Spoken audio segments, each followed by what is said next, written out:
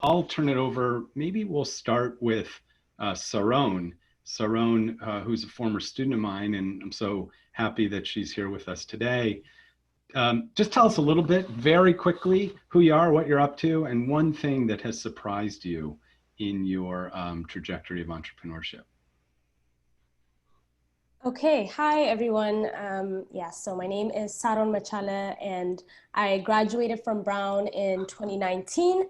I'm working on a food startup called GoTef, and we make a superfood granola using an ancient grain called teff from Ethiopia.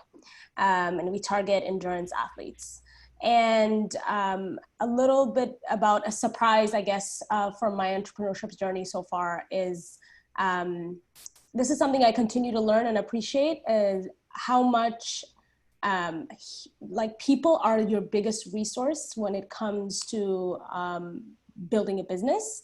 And I thought that that would be something that's more informal, but even when you leave Brown, your biggest surprise would be how much you really need a good network of people to keep supporting you. So yeah. Great, and I guarantee you we'll circle back to that because you may even remember from my class that it's a staple of the way we think and teach entrepreneurship, and so that's a really interesting surprise. Absolutely. Yeah, how about Elvia? You want to tell us a little bit about what you're up to and your background and where you're from, whatever you would like to share. Yeah, of course. Hi, everybody. My name is Elvia Perez. I'm a current junior at Brown University studying business economics and political science. I'm originally from LA, and I'm working on Empower You, which is an ed tech startup that helps address educational disparities. And it achieves this by providing students all across the nation access to incredible resources that can really help them obtain higher education. And to answer your question, Danny, one of the most surprising things I've come across so far during my time here at Brown is just how receptive and how incredibly kind people are. People are always more than willing to help you. And I think that's such an important skill to have as an entrepreneur, is to just be reaching out and connecting, networking with people, because at the end of the day, they are going to be the biggest resource for you.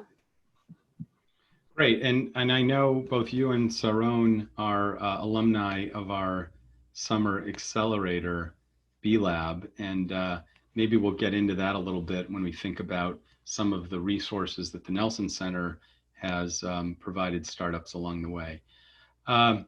Jack, tell us a little bit about who you are, what you're up to, and in some ways, you know, first of all, I said it looks like, mysteriously, like you're in the Nelson Center, given the background you've got there. It looks suspiciously like the Nelson Center's architecture, but you assured me it's not. You didn't sneak in. But, you know, where are you? What are you up to? Thanks, Danny. So I'm Jack Roswell. I'm joining from Boulder, Colorado. I studied electrical engineering at Brown, and I'm one of the co-founders of Cloud Agronomics, which is an agricultural technology startup working to unlock agriculture's potential to address climate change. You know, one thing that was surprising to me along our journey was the caliber of the team, similar to Saron, that you're able to attract even at a very early stage, especially if you can inspire them with your mission and vision, and that includes, you know, co-founders, team members, or even investors as well. Great. And maybe along the way, people might have questions to ask, to probe about any of the three things, and soon four, that Kristen will mention too.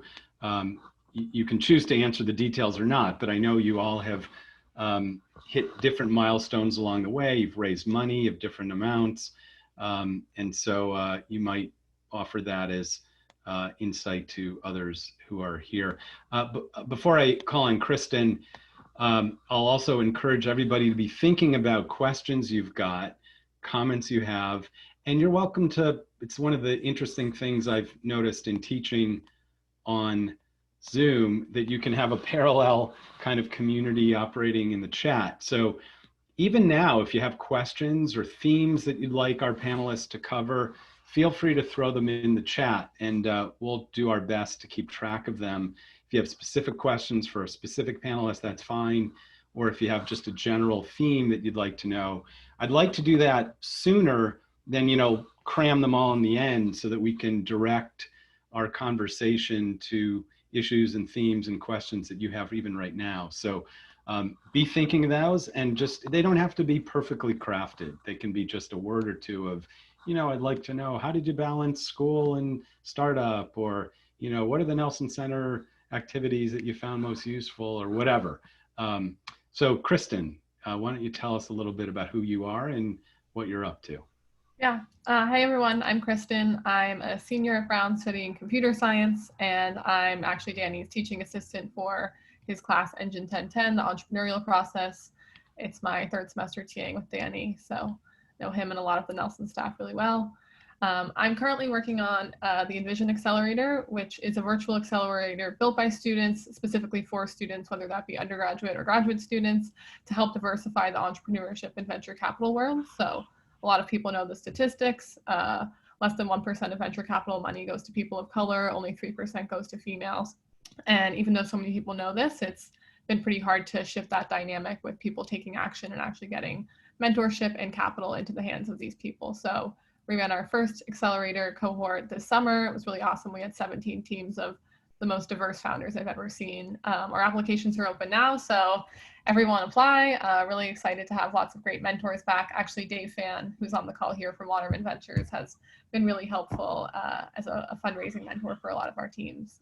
We also have a lot of cool mentors, including some Brown alums. So Elliot Horowitz, who is the founder of MongoDB. Some of the Casper guys are going to get involved for the next cohort. Ryan Hoover, the founder of Product Hunt. So a really awesome community of diverse founders and investors and mentors. And in terms of a surprise that I've had, I think on a lot of people's minds on this call probably is how much students can actually accomplish while they're still in school. I've definitely always been inspired by Cloud and all the work that they've done while they're still students. And even more so as we run Envision to see, similar to what Elvia said about how willing people are to help, and given that we're all young and early in our careers, take all the help you can get. Maybe that's a good segue to a next theme we might explore. And we might use this as an opportunity. It's not a shameless plug for the Nelson Center, but it is designed to help people understand what the Nelson Center provides, so that if you're among our attendees today and it's new to you, you can learn about those things. You are such awesome examples of doing what I say an entrepreneur smartly should do, which is to leverage scarce resources. Saron, for example, you mentioned people. Elvia, you mentioned how nice those people are. Kristen, I know, has done that exceptionally well too in starting Envision. And Jack, you said this as well in terms of the talent you can attract, even as a young entrepreneur. Maybe we could dive into that and start with the people. How did you start to recruit other people to get involved in your venture?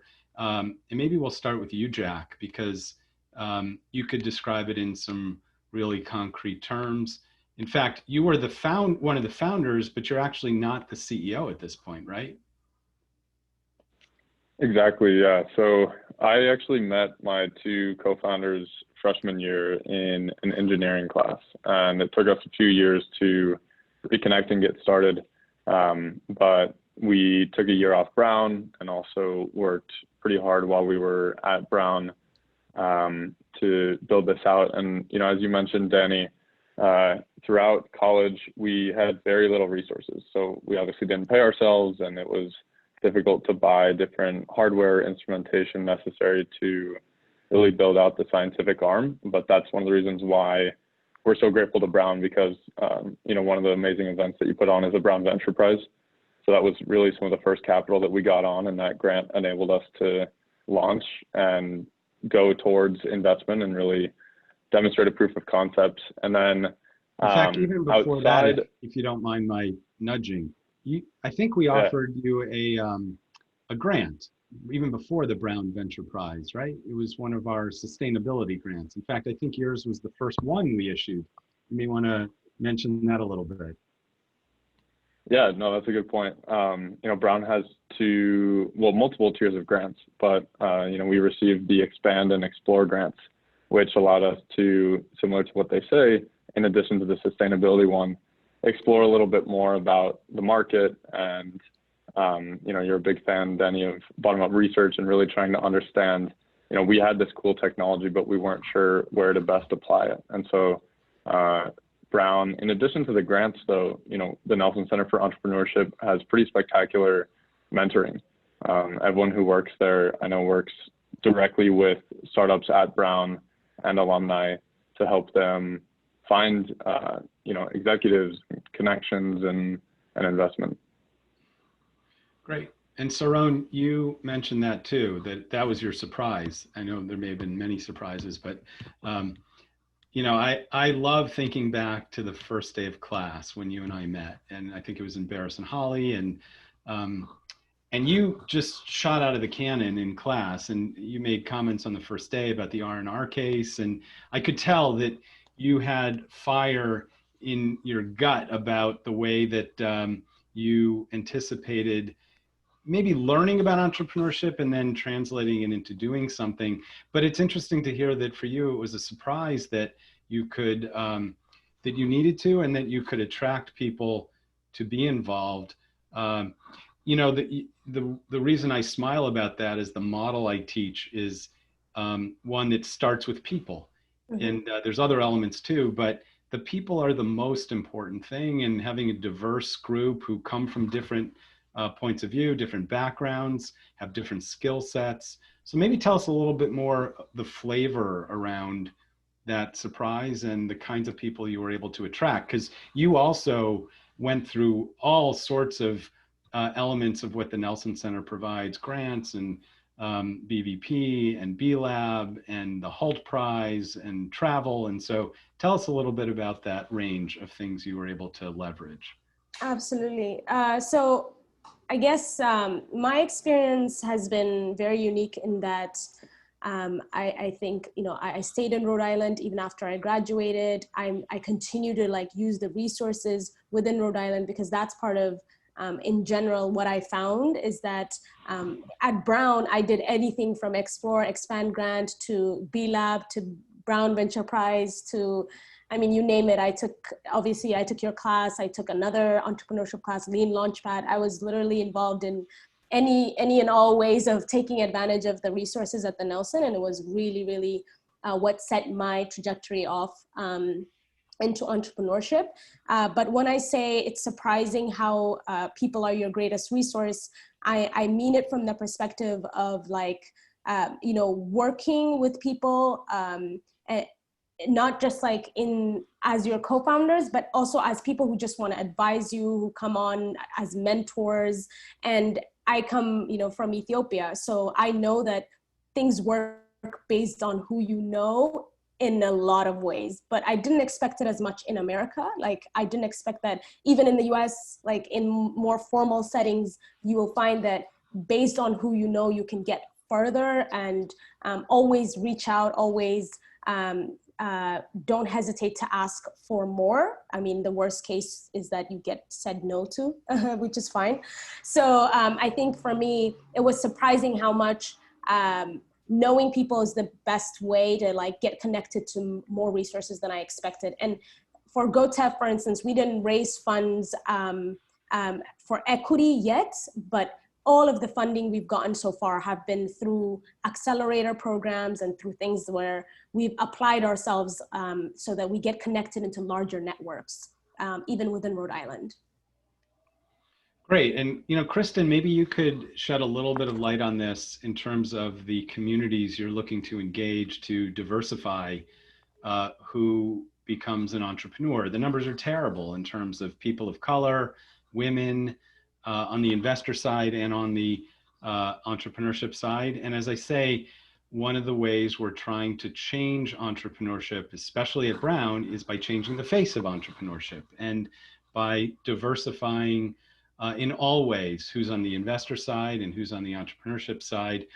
It is the most important characteristic of teams. I know that in my research, I know that in my publishing, I know that in just anecdotally seeing which teams are the most successful. They tend to be the most diverse in all ways. And there's some great examples of that in terms of the Nelson Center's mission in its physical space, but also virtually trying to create what we call accidental collisions.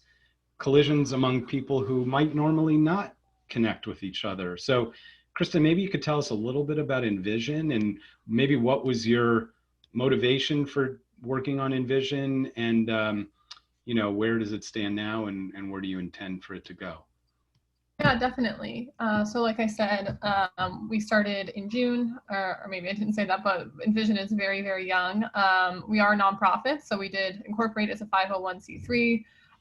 We were really keen to get up and running quickly in June after the resurgence of Black Lives Matter movement and everything with George Floyd. There was a lot of call to actions in the venture and startup spaces about, as Danny mentioned, how do you invest more diversely? How do you source more diversely? How do you get more hands and money in the hands of diverse founders? So that was a lot of the motivation in terms of what Jack said about pulling other team members together. One of the really cool parts of Envision is that most of us haven't met in person, given that we started during COVID. So one of my friends from Brown, actually, Annabelle, who graduated in May, she's one of the only people, or she's the only person on the team that I've met. So it's also been great to see that cool things and really impactful things can still come out of COVID and not being able to see people. And like I said, we ran our first cohort. And I want to touch on something Saron mentioned about not raising money for equity yet. One thing that we do focus on in Envision is non-dilutive grants, partly because we're working with such early stage companies that we want to make sure. Just explain what that means? Yeah, so in terms of non-dilutive grant, similar to lots of the Nelson Center grants, they don't take any equity. It's essentially free money is what we like to call it. There's very little downside for the founders who are taking that money. And we find that especially important in early diverse founders' careers. It positions them well to go on to other accelerators like Y Combinator or 500 Startups, which many of our companies are doing. It positions them well to talk to pre-seed investors and get favorable terms there. And then also a big part of Envision is helping to educate our network of investors, our network of mentors about how they can support underrepresented founders in a lot of nuanced ways. There's a lot, I'm actually doing an independent study this semester with Banu, who's an entrepreneurship professor here, who's really great about, there's a lot of research, there's a lot of thinking that has to be done about how you can support diverse founders. And I think Saron brought up a good point of not taking equity funding too early because there's this stigma a lot in startups about you have to get on the venture track really early. You have to start growing really fast, hiring really fast, raising lots of money really quickly. And that's not necessarily true. And that especially doesn't work for people coming from diverse backgrounds in a lot of cases, based on how investors want to have a lot of say in how you run your company, whether that be about hiring diversely, which is definitely something that diverse founders think more about, if that's about running a sustainable company and thinking about how you impact the environment. So a big thing we focus on is non-traditional fundraising paths, if that's not necessarily what you want to do. Yeah, really good insights that, not just for our community here and our panel here, but for the world at large. And it's amazing what you've been able to do already in very short order. I mean, you're fielding your second cohort. You've already been through a cohort and raising money for that yourself. So that's terrific. Elvie, I hope I don't embarrass you, but I have a memory of you meeting in my office for the first time. Do you remember that meeting? When we met and it was over office hours, or what we call chats. I do, yes, I remember. And I remember your very clear ambition for wanting to change the landscape that you experienced in growing up in LA. And I don't want to probe too much about your personal experience if you don't want to share that, but I do think that so much of what you are doing is a reflection of the authenticity of your experience. And that as you think about, wanting to, the way we talk about entrepreneurship, the way we define it at Brown, is a structured process for solving problems. And I think you are such a good example of that because, you care a great deal about the problem that you're looking to solve. And I think that's energized you through B-Lab and beyond. Can you share a little bit more flavor about what motivated you even to walk into my office that day? And was that a scary thing? Did I have big teeth growling at you, or was I smiling when you walked in? How's that for a loaded question? What was it like as a a novice in entrepreneurship to get started? Because there's other novices on this Zoom call right now, and we want to make sure that they all feel welcome to do so as well. Yeah, of course. First off, I just want to thank you again I still remember that conversation, and you took the time out of your day to really help me out and guide me. And to everyone out there who's an aspiring entrepreneur, I would highly recommend you guys to really take advantage of all the resources that Brown has to offer. So like go and visit the website and really see like what's out there for you. That's one of the first things I did when I arrived to Brown and I had this idea. I looked at your bottom-up research video actually on YouTube for an hour, and I remember just sitting there thinking, wow, like I can make this happen. Brown has the incredible resources that really inspire me and drive me. And from there, I just started talking to a lot of directors of nonprofit organizations in the Providence community, and I think that speaks to how kind and how willing everyone is to help you. Honestly, I just cold emailed a ton of people. Everyone was incredibly responsive. I had a lot of coffee chats, and I went from there. And then I met up with professors. I met up with yourself. And just to give a background, I am a proud first generation low income student, and I experienced educational disparities myself. And that is one of the main reasons why I'm so passionate and driven about my EdTech startup. It's something really dear to my heart, and I feel like I really am incredibly privileged and honored to be a student here at Brown, and I want to make sure that other students just like me and other students around the nation really have access to a quality education. And so that's really my story, and I highly recommend everyone out there, find something you're incredibly passionate about. At the end of the day, entrepreneur is really about problem solving and trying to make people's lives better, which I think is really amazing. Well, like I said, our panelists can describe our mission and what we're doing better than I can, better than anybody. So couldn't have said it better myself. And I mean, it's why I love what I do. You see, I just modified my name in my Zoom annotation there to indicate that I'm an alum myself. I studied history at Brown. And I see, or at least I saw, yes, I see Professor Hazeltine here. And I owe him a great deal because my senior year, I was studying history and I fell into this opportunity to be part of a software startup. I didn't even really know how to turn on a computer, and I didn't even know how to spell the word entrepreneurship. And Professor Hazeltine took me under his wing and said, why don't you do an independent study with me, and you can study something related to the startup you're involved in. And that really propelled me on the path that became known to me as entrepreneurship. And then a number of years later, I also encountered Professor Hazeltine, and he tapped me on the shoulder and he said, hey, we'd love it if you would teach entrepreneurship at Brown. And that was completely out of the blue. I never imagined myself a professor at Brown, and I didn't even know what it would mean to teach entrepreneurship. And so I can relate to what all of you are saying, that it is those unexpected interventions when somebody takes an interest in you and wants to help you achieve your goal that is, I think, the hallmark of Brown's culture in general. And we are happy to see that it is at the Nelson Center in particular. So I know, again, that was my experience. And you see I have the letter P also in my name. I only show that here because I believe there are some prospective students here with us and prospective families with us. And so I know what it is to be a parent of Brown students as well. And that's a pleasure in its own. The other thing I could put here is, I guess, life partner, because my wife, Deb, and I are also both 87, and we met when we were at Brown. So lots of Brown surging through my veins. Jack, there's a question here from Carrie Sklar.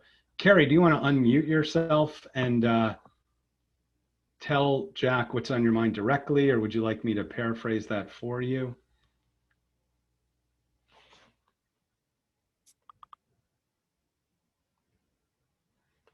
I think maybe I'll do it for you.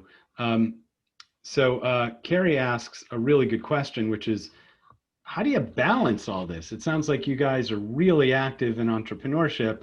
Now, part of that is because, as Kristen says, she's a former student, Saron's a former student, Kristen's my teaching assistant, and you get credit for taking those courses. You get credit for taking Barrett's courses. We have a new certificate of entrepreneurship that is a new credential, Brown's first certificate of any kind, that allows you to gain a credential called the Certificate in Entrepreneurship. But Jack, we'll see if you could answer this. How did you balance? How have you balanced being a student with being a very active entrepreneur who's really starting something serious? And maybe others will chime in on that too.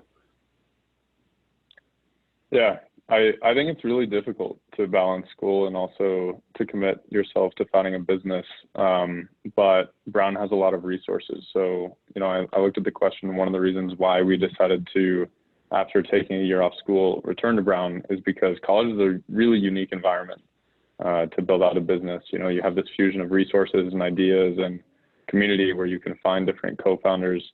And also, as Danny was saying, beyond the new certificate and the different entrepreneurship courses, I actually did an independent study with Barrett Hazeltine as well and several other professors. And so there are opportunities to get credit towards graduation for some work that you're doing to advance the startup that you're working on.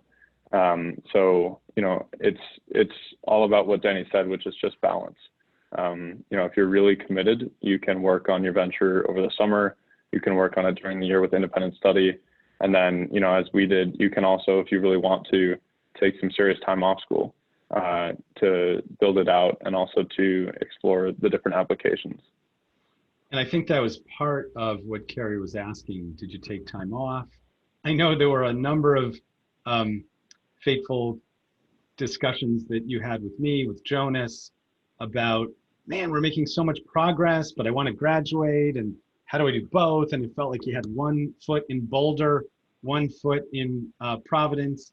Other times during the summer, you had one foot in California, one foot in Providence. I guess maybe the solution would have been give you more feet. But what? How did you navigate that? What was taking time off like? It's funny to even phrase that. Yeah. Take time off. How do you define what's on and what's off? Like, what's more important, the Brown Providence study you were doing or being in Boulder? I'm sure you don't regret all of that. And so you were able to do all of it. What was that like? Yeah, that's a great question. I think taking time off, and what I mean by that is, not being enrolled in school. We, as I mentioned earlier, took a year off school, and what that allows us to do is fully immerse ourselves into the company that we wanted to build and really go to different geographies and figure out and actually talk to individual customers.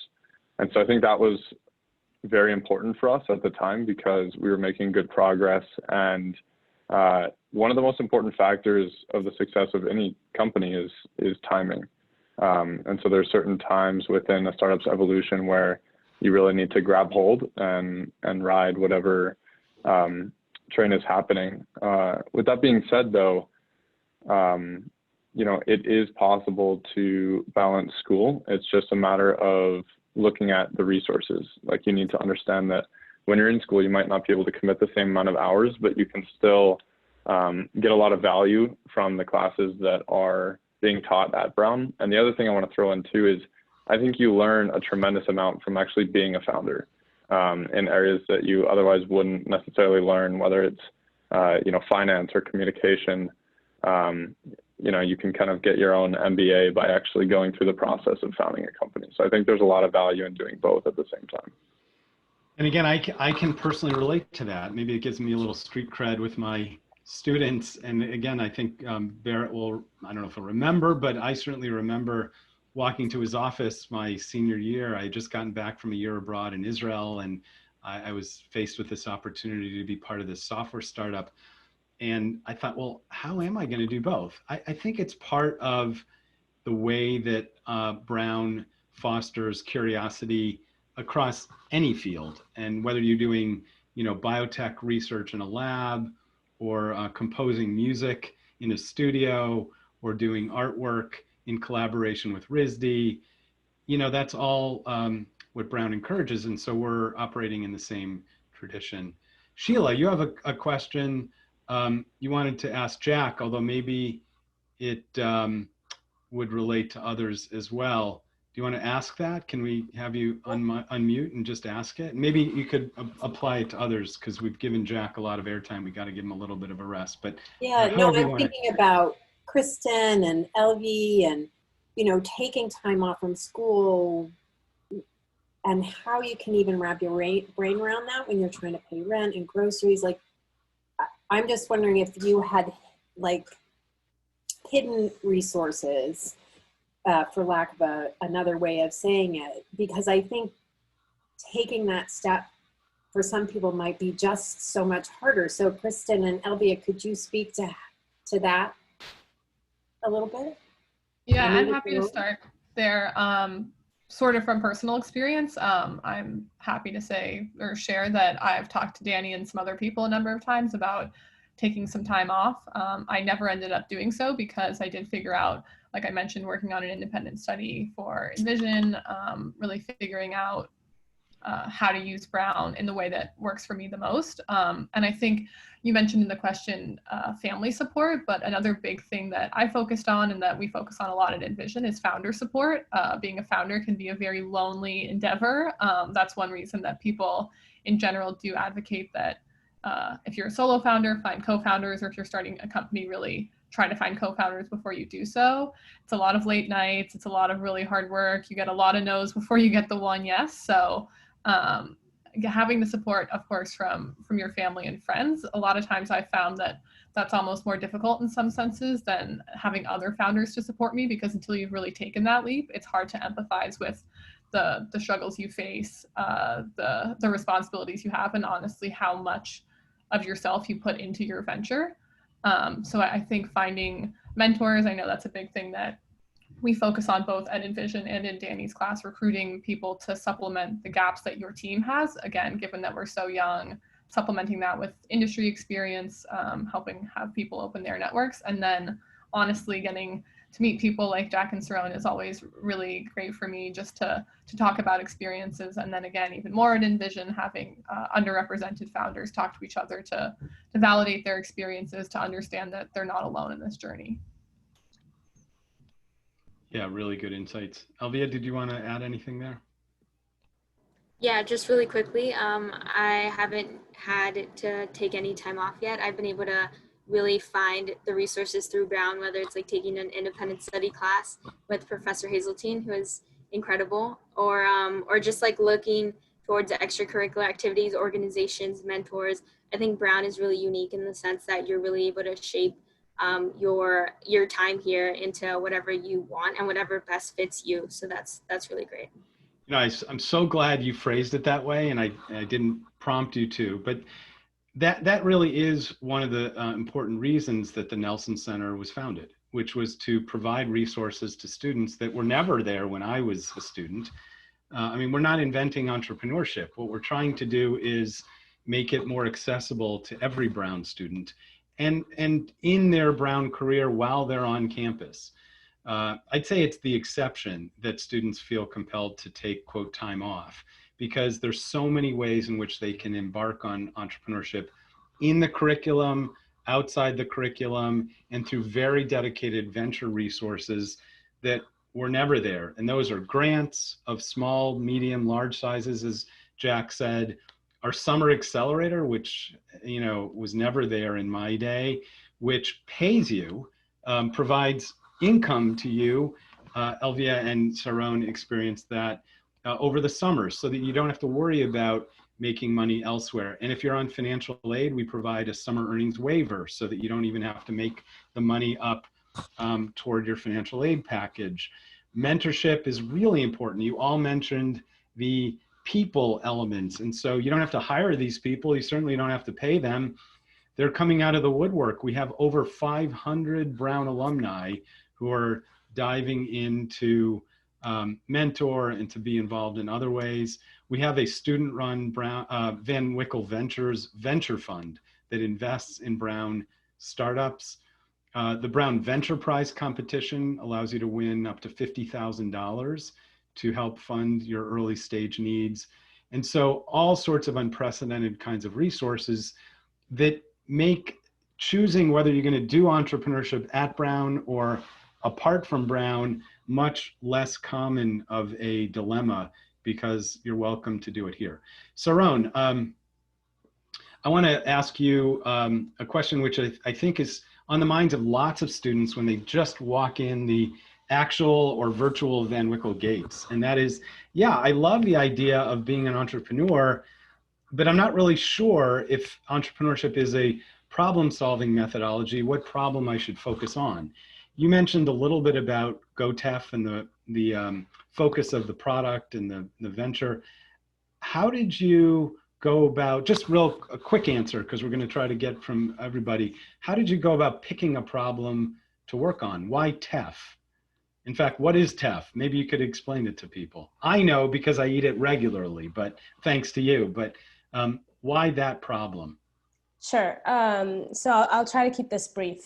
Teff is an ancient grain. It's a superfood from Ethiopia, and that's where I'm from. I was an international student at Brown, so I grew up eating teff. But during the time that I actually did take time off, this can maybe speak to one of the questions that was asked as well. And before I started this business in Danny's class, I really did explore a little bit more about teff when I was in Ethiopia to learn about the market demand abroad and like the production system, etc.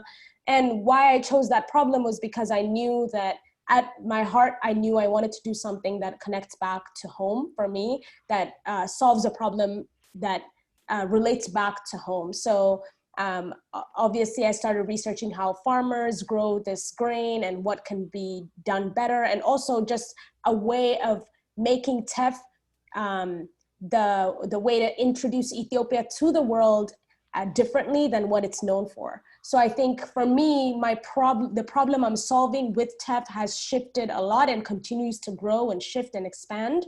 But ultimately ties back to where I'm from and telling the story of my country to the world, which is, and rebranding like my country in a way that there is a sense of ownership for Ethiopia. So the problem that you solve definitely changes, but it's a way of like really what is your passion, and you tie it back to that, and know that like you should always be open to change, but as long as your passion is there and still connected to the root of why you started it, you'll find your way.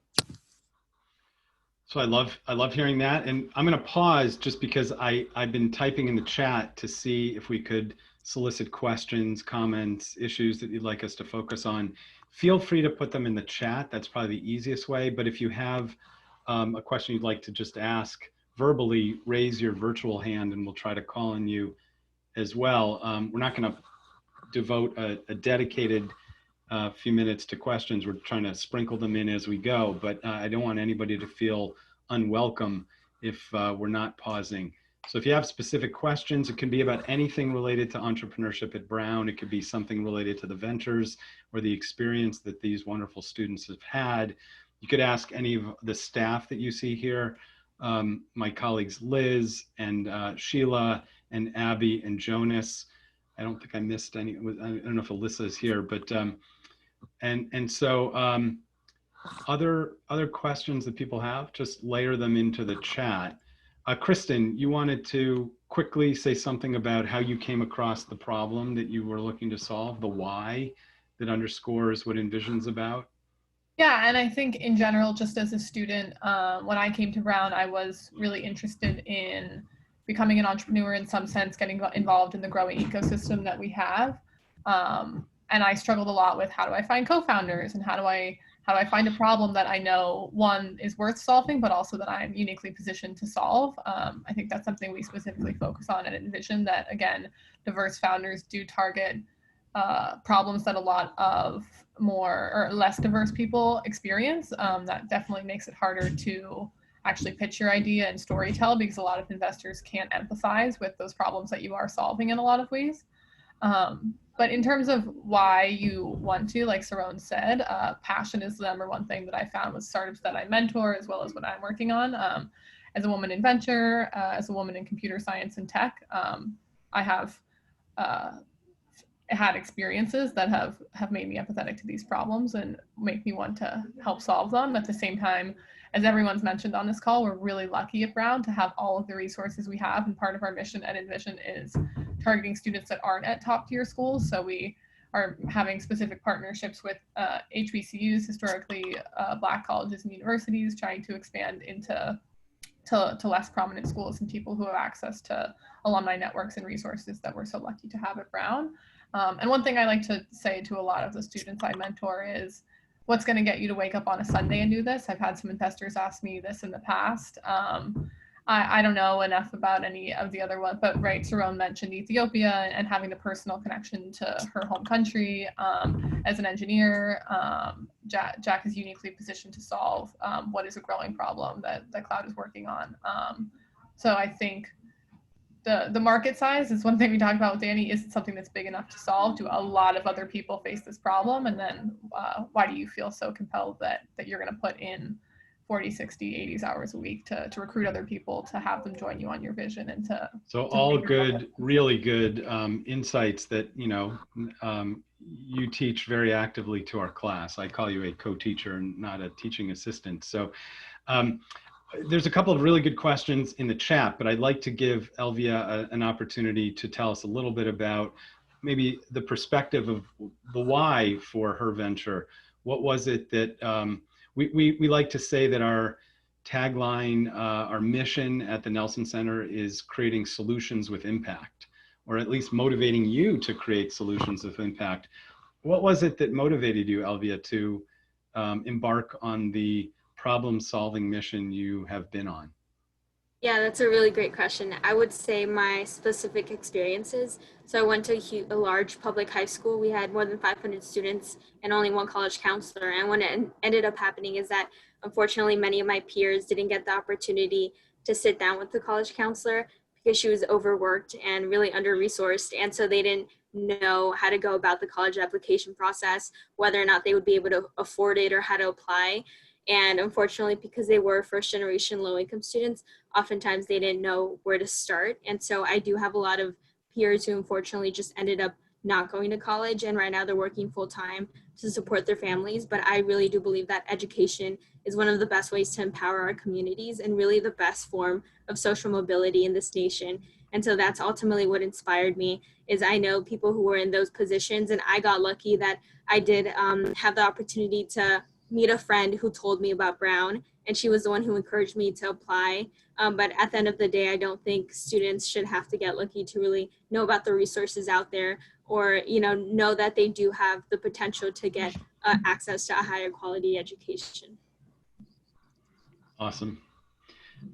There's a couple questions. I'll try to give them quick justice, because I want to go through a number of these. So I'll maybe address them to a couple people. So Luke asks, what was one obstacle that you're proud to overcome in the early days of founding your venture? Jack, maybe you could take that. I remember you in the earliest days of your venture, before there was a venture. Can you think of something that you were particularly proud of overcoming? I can think of a couple that you might want to think of, but I'd love to hear from you. When you think about, especially those early days, it doesn't have to be early, but what's something you were particularly proud of, an obstacle of having overcome? Yeah, I think something that Kristen touched on is that when you're founding a company, a lot of people tell you that it's not possible. Whether it's going to a market, or that some kind of technology won't work, or that, with everything that we've talked about, that they're just it's not possible when you're in college because there's too much going on. And so I think one thing that all the panelists are really proud of is that, we stuck through it. I think perseverance and tenacity are two qualities that are just so important to any successful entrepreneur. And so I'm really proud of all of my peers at Brown who have started companies and have overcome a lot of people who have said it's not possible. And, someone touched on this earlier as well, but when you do go out and raise an investment, you hear a lot of no's. And so all it takes is one yes and one co-founder or one teammate or one investor to believe in you and your mission. And then it's about you waking up on Sunday mornings to really make it happen. Something about Sunday mornings, I guess. That's a good litmus test. Thank you for that, Jack. Again, I remember really well you back in the day when I think you, just like me, when I approached Barrett Hazeltine in college, would not have conceived of myself as an entrepreneur. Linda asked a good question, which is, do you have to be a Brown student to benefit from Nelson Center resources? The answer is no. There are many, many, many resources we have at the Nelson Center that are open to the general public, and that public now extends all around the world because all of our events at the moment are virtual. In order to take a course at Brown, by and large, you have to be a Brown student. Technically, actually, people from outside of Brown are allowed to pay to take a course, but that almost never happens. But all of the co-curricular activity, all the speakers, all the events, this kind of panel, our YouTube library, which is replete with all sorts of recorded events and workshops. I put my own bottom-up research workshop in the chat right now. All of that is open to the general public.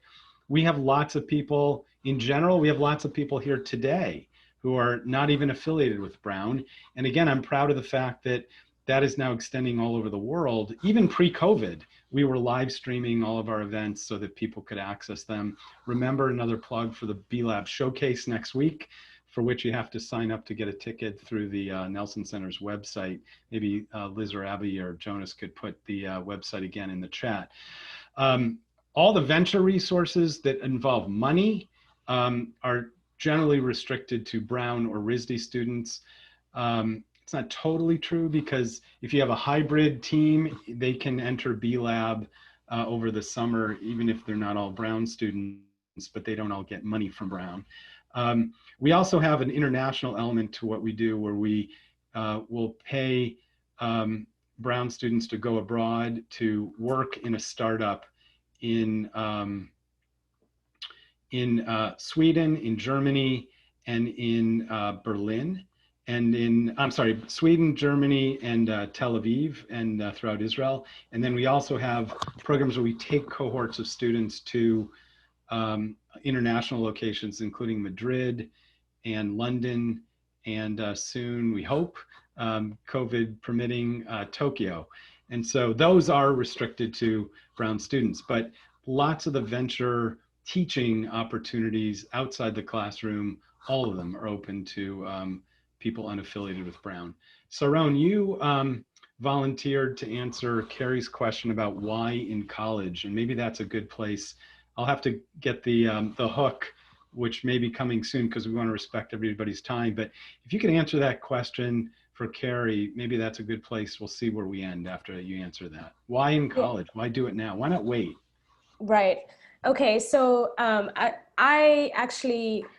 I'm currently, even after college, I've worked, so I know I'm working, outside of my business as well. So I know what the corporate world is like. And when I took time off, I also worked for several NGOs. So I know what work life is outside of a startup. And I will definitely say college is the most low risk time you could ever dabble in entrepreneurship, even if you're not 100% sure if your idea will succeed or work. So if you need to take time off to validate that and come back to college, it's the safest way for you to try that as well. I understand for many students, it's very difficult to think about taking time off, or a lot of us worry that we just want to graduate and get a job and just get moving with life. But honestly, all of that stuff is there's no rush. But to start a company and to really try to give it a shot at an idea that you will have no better time than in college. That is 100% like something that I've proven through my experience of having, even after graduation, seen what the world is like. There's no better time and no better place, because college is literally, people will pay you to help you start your own company so you can like build something for your own. Like that's not very easy, and you're not going to find that that type of support anywhere else. So yeah, I would say go for it if you have an idea. Yeah, this is the best time. Fantastic. So we have the benefit of being virtual, which means people don't have to commute to different locations on campus. And I think what I'm going to do is the prerogative of the moderator. I'll keep us going a little bit. If you have to leave for a 1 o'clock class or otherwise, it's been nice having you with us. If this was your first time here, we hope it won't be your last time with us. Again, entrepreneurship.brown.edu is where to go for our website details about lots of what you heard today, and also make sure to sign up for the email updates, and especially for next week's B-Lab showcase. But if it's okay, because there seems to be some interest, we'll see if we could keep going. There are a couple of other questions. I love the question from Sami, who says, what happens if we graduate from Brown without starting a venture or having a co-founder? How do we reach Brown tier resources or people once we graduate? I love that, because it makes it sound like it's the exception that you would graduate without having started something. And whereas it used to be the exception that I was sort of a mutant at being part of a startup at Brown. I hope the answer I just gave to, I think it was Linda's question about the resources that are available to everybody, will help answer that. Because by all means, we don't want you to leave the Brown family or the Nelson family just because you've gotten a diploma. You're welcome to stay involved. You're welcome to transition into a mentorship role if you have things to offer there, as many of you do. And so lots of alumni continue to stay involved in all sorts of ways.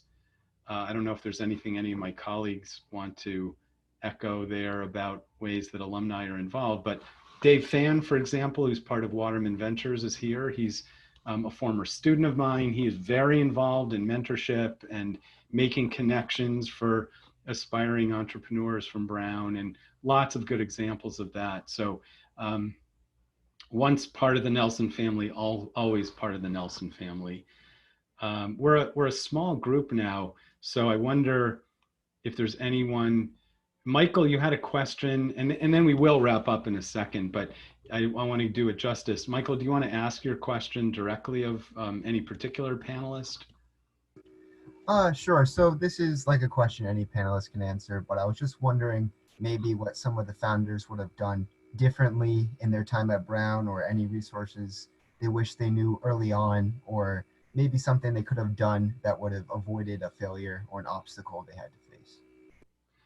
So that's a good question. Alvia, you're early in your trajectory, but maybe you've experienced something you'd like to share. But maybe we'll ask Saron, is there anything you would have done differently? You did a good job of explaining that the process of entrepreneurship is not linear. It's jagged, and you ebb and you flow. You take one step in one direction. Is there anything that you know now that you might want to have changed if you had a magic wand? And the answer may be no, because I love where you are now, and you may love where you are now, and maybe that's what fate is. You end up where you should be. But is there anything now, knowing what you do know, that you would change looking back? Not really. I guess maybe I would have probably even started exploring earlier. So, you know, without being as afraid as I was. Like my first freshman and sophomore year, I was very much geared towards academia and, you know, grades and classes and school, and like, and those things obviously are very important, but I would have started maybe dabbling and exploring a little earlier, and not worried as much about how everything looks on your resume and things like that, and just taking advantage of the resources and the people. But yeah, I think I did that too later on. So yeah. First, Kristen or Elvia to answer that. If you have something to share along those lines, that's great. If not, we'll wrap up. Yeah, just one quick thing that I keep with me a lot. I went to the Brian Chesky talk at RISD last year. Brian is the co-founder of Airbnb. He was a RISD student, and I actually have this on my wall now, be shameless in what you do. And I think a lot of that, like Jack said, about I've definitely learned that fundraising for Envision, it hasn't been the easiest thing, especially during COVID, to ask people for significant amounts of money. I think like Jack said again, that a lot of people will doubt you. And honestly, I've been surprised in a lot of cases that a lot of the people that are very close to me still are more doubtful of the path that I'm taking, not because they don't believe in me, but because it's pretty untraditional to be a computer science major and not go make a bunch of money out on the West Coast to take more of that risk. But I think being true to yourself and really being comfortable making the decisions of what you want to do, given that you're in a place to do so. And I think that comes a lot from just meeting other students and being really comfortable talking to professors and not being embarrassed in any sense of really being passionate about something and wanting to do something pretty big. Alvia, should we give you the last word? Is there anything else you'd like to, on that topic or anything else, anything you'd like to share? Yeah, I think just echoing off of what's already been said, really don't be afraid to fail. I think you learn so much from, from failing and also just taking chances. I know entrepreneurship is just such a brave thing to do, and you might be afraid, I guess, to start taking those first steps. I know I was, like, I spent so much time just talking to people, and I think just getting out there and really creating and getting feedback is just one of the most important things you can start doing at any stage. Fantastic. So let me end by thanking my colleagues, especially Abby and Liz, for doing a ton of prep for a panel that looks like it works smoothly, but a lot of managing in the background. And I really appreciate all the hard work they do. My colleagues, Jonas and Sheila, Sheila had to run. And I want to thank all of you who have been with us today. I hope that this is not the last time that we will have you with us. You are, I hope you can tell, invited to participate in anything we do that is open to the Brown community. And for those of you who are not part of the Brown community, I hope you feel welcome to participate as well. So we have a ton going on over the next several weeks. No one would know that there's a worldwide pandemic if they were looking at our events calendar. We haven't skipped a beat, even though we miss our building, which we hope to be in soon. We are doing more than ever and doing it in this virtual format. Thank you, everybody. We'll be in touch soon if you've signed up for our email updates. Take care. Bye, everyone. Great job today. Thank you, everybody.